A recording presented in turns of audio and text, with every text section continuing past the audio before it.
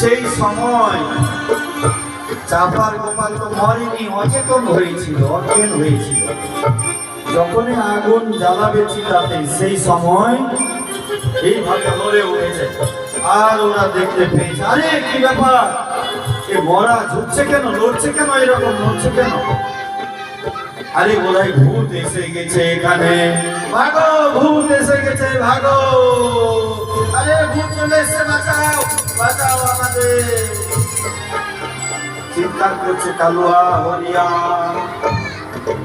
এবার চাপাল বলছে, কালুয়া হরিয়া পালাবি না, আমি জীবিত আছি, আমি তোদের মালিক, তোদের গুরুদেব, আমি চাপাল, তোরা কাছে আয়, পালাস না, ভয় করিস না, আমার কাছে আয়।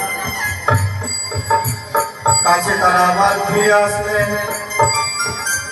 চাপাল বলছেন, হাই সর্বনাশ, আমি অজ্ঞান হয়ে আছি, আমি তো মরিনি, অচেতন হয়ে আছি, আমি তো জীবিত আছি, জীবিত অবস্থায়। আজকে আমাকে বাড়ি থেকে আমার ধর্মপুত্রে আমাকে বের করে দিয়েছে মরা ভেবে, জিন্দা অবস্থায় আজকে আমাকে পুড়িয়ে দিত।